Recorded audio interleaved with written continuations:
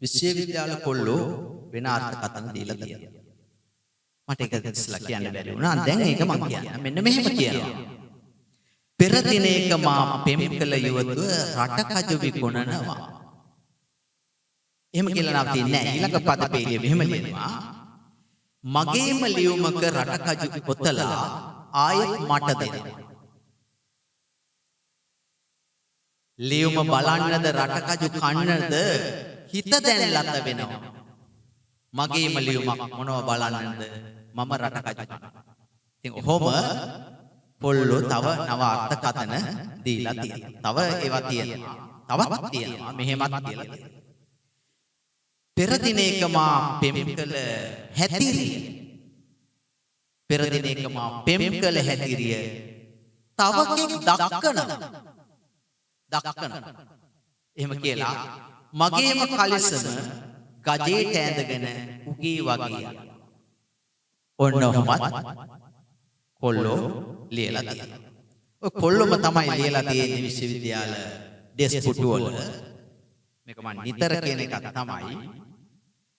තනිකඩන් ජීවිතං අලංකාර. ඩබලන් ජීවිතං භයංකාර. තනිකඩ ජීවිතේ තරම් අලංකාර නැහැ. ඩබල් ගහපු හැටි එක භයංකාර වෙනවා. දැන් මම නිතරම ගහන ළමයිට කියන්නේ තනිකඩන් ජීවිතං අලංකාර. ඩබලන් ජීවිතං භයංකාර. විශ්වවිද්‍යාලවල තවත් ඩෙස්ක් පුටුවල මෙහෙමත් තියෙනවා. හාවියෙක් සහ දෑවෙක් අතර ප්‍රේමයක් ඇති. හාවි දවසක් ඉත්තෑවෙකුට හාද්දක් දෙනවා. හාවි ඉත්තෑවට හාද්දක් දීලා කියනවලු වේදනාවෙන් තොර ආදරයක් නැහැ. හොඳටම කටු ඇන්නමු. එහෙමනම් අපි තවත් එවැනිම සොඳුරු අත්දැකීමක් විඳ ගන්නටයි සූදානම් වන්නේ.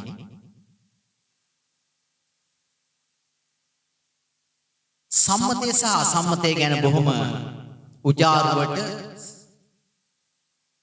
කතාවන වකවානුවක් තමයි මේ. විශේෂයෙන්ම අසම්මතය ගැන. යමුනා මාලිනී මහත්මියන් කියන්නේ මේක එහෙම දෙයක් නෙමෙයි කියලා. මොකද්ද මේ අසම්මතය කියන්නේ? පිරිමි ගැහැණු. ඔක තමයි අසම්මතය. මේ දවස්වල කතිකාවතක් තියෙනවා ඒ සම්මතය. හැබැයි ඈ කියනවා එහෙම දෙයක් නෙමෙයි කියලා. පිරිමි විවාහ වන රටවල් තියෙනවා. ඕස්ට්‍රේලියාව වගේ රටවල ඒවා සම්මත කරගෙනක් තියෙනවා. ඒකට කමක් නැහැ කියලා. එංගලන්තෙත් එහෙම තියෙනවා. ගැහැණු සහ ගැහැණු අතර විවාහ සම්මත කරගෙන තියෙනවා කමක් නැහැ. ඒවා අසම්මතයි. ඒ හොඳයි ලෝකේ ජනගහනය පාලනය කරන්න නම් හොඳයි. ඒවා අසම්මතයි සර්. ස්වභාවිකත්වයෙන් තොර. එතකොට හැබැයි ඈ කියනවා මේක මේ ගීතය එහෙම එකක් කියලා. හැබැයි මෙය රචනා කරපු අය කියන්නේ ඈ කියන්නේ එහෙම එකක් නෙමෙයි කියලා. නමුත් අපිට ආදර සිතුවිලි ඇති වෙන්නට පුළුවන්. ඒකට වයස් ભેදයක් නැහැ. මම පාරේ යනකොට දාගොන්නේ හන්දිය කෙනෙක් හිටුව මට එයාගෙන ආදරයක් දෙන්නට පුළුවන්. හැබැයි මට ඒක ප්‍රකාශ කරන්න අයිතියක් නැහැ. එහෙම වෙන්න පුළුවන්. ඒක පුදුකල. ඒක තමා හදවතේ හොඳයි. තියාගන්න පුළුවන්. කියන්නට බෑ.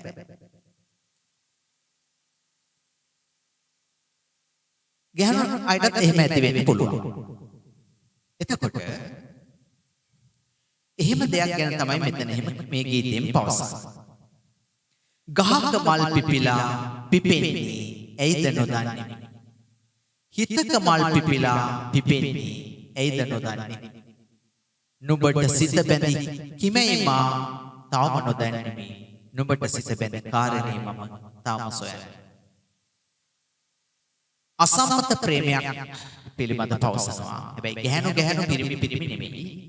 එහෙම එකක් නෙමෙයි මේ කියන්නේ.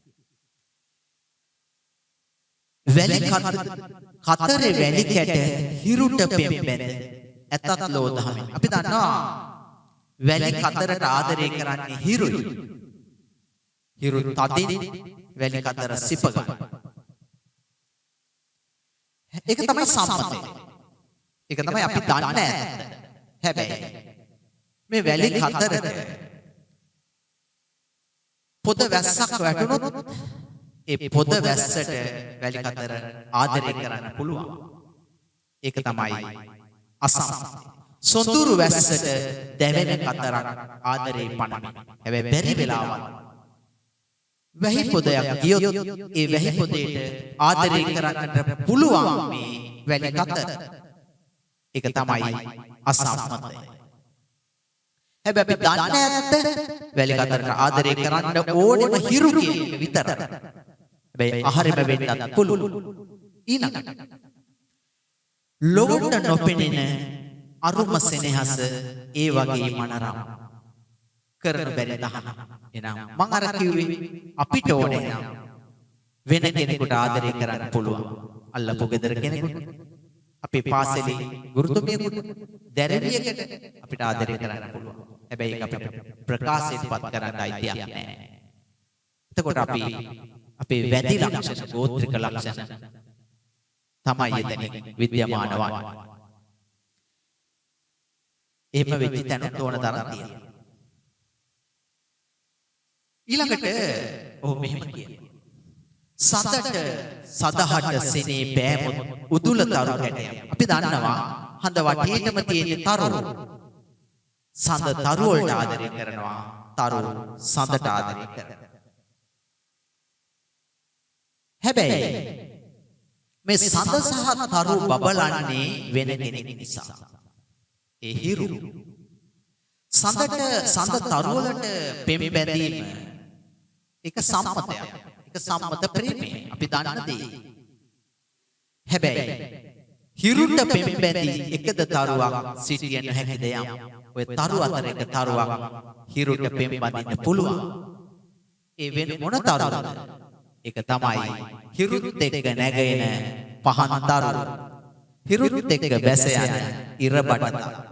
ඉස්සර අපේ තාත්තා අපි විදුලිය තියාගෙන ඔය තරු ටික කියලා දෙනවා. අර තියෙන්නේ අහවල්. අර තියෙන්නේ අහවල්. ඒක මට හොඳට මතකයි. හිරුත් එක්ක නැගෙනවා නම් උන් කිව්වේ මහත් තරුව කියලා. හිරු එක්ක බැහැලා යනවා නම් ඒ තරුව හැඳුන්වව ඉර බඩත. හිරුත් එක්ක බැහැලා යනවා. ඉර බඩත. අදට කිට්ටුවෙම ඉන්න අසිකුරුතර. ඔය විදිහට කියලා දෙනවා. එතකොට එහෙම වෙන්න පුළුවන්. එක තරුවක් ඉරට පෙම් බඳින්න පුළුවන්. ඒක තමයි අසම්මතය. නුඹට නොහැඟෙන මගේ ප්‍රේමය ඒ වගේ මනරම් පුදුම වෙයි නුඹට. ඔබ හරි පුදුම වෙයි මම මේක ප්‍රකාශ කළොත්. ඔබට ඒක හැඟෙන්නේ නැහැ. ඔබ ගැන මට ප්‍රේමයක් ඇති වෙලා තියෙනවා. ඒක අසම්මත ප්‍රේමය. මම විවාහ සමහරට ඔයත් විවාහක වෙන්නත් පුළුවන්, අවිවාහක වෙන්නත් පුළුවන්. ඒක එතන තියෙන්නේ අසම්මත ප්‍රේම කතාව. හැබැයි තාමත් ඔහුට නැත්නම් ඇයට ආදරය. දැන් මෙන්න මෙහෙම ජන කවියක් කියනවා. ජන කවිත් එක්කම ඉන්න කෙනෙක් නිසා මෙන්න මෙහෙම ජන කවියක් කියන ඔය අසම්මත ප්‍රේමය ගැන. අඳුරු කරවලේ පඳුරට මුවා වෙලා විදුලි එළිය දැක ගිනි හුලදී එහෙලා අනුන් ලියන් දැක තමලියට තලතලා දුවන මුවන් දැක නොදමන් නෙළුව පල. එහෙනම් අනුන් ලියන් දැක ගෙදර ඉන්න ගෑනට ගැහුවට වැඩක් නැහැ. ඒක අසම්මතයි. යොඩුමලි ඔයාටයි අවස්ථාව.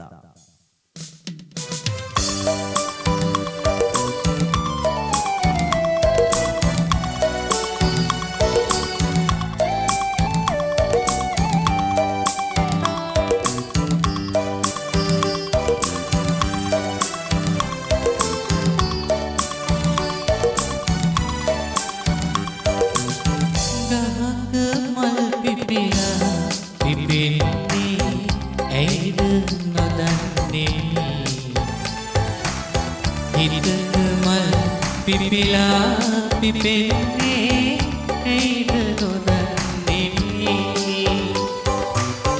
නොබට හිත වැඳුනේ කිමෙහිමා තවම නොදන්නේ නොබට හිත වැඳි කාරණේ මම තවම සොයන්නේ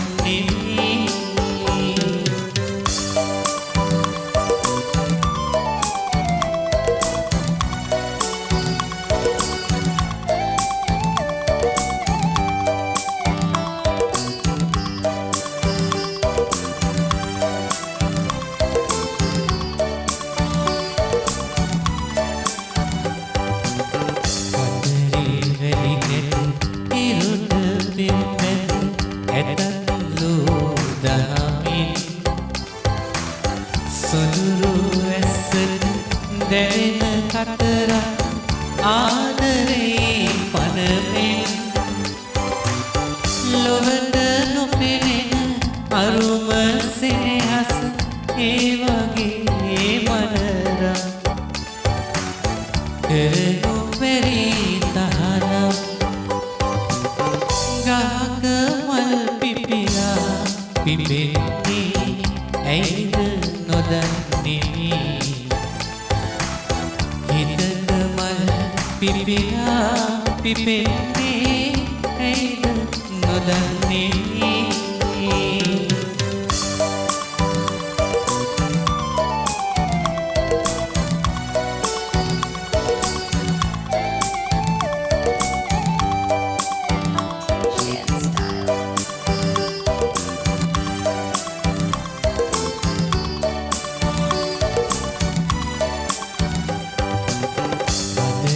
සඳහන් සෙනෙහි පෑමුත් උදුර තරු ගැටයම් හිරුද පිම්බැනි එකදු තරුවක් සිටිය නොහැකිද යම් නොබට නොහැගෙන මගේ ප්‍රේමය ඒ වගේ මනරම් පුදුම වෙයි නොබනම් ගහක මල් පිපිලා පිපෙන්නේ ඇයිද නොදන්නේ හිතක මල් පිපිලා පිපෙන්නේ ඇයිද නොදන්නේ නොබට හිත බැඳුනේ ඉමේ මා තවම නොදන්නේ නොබට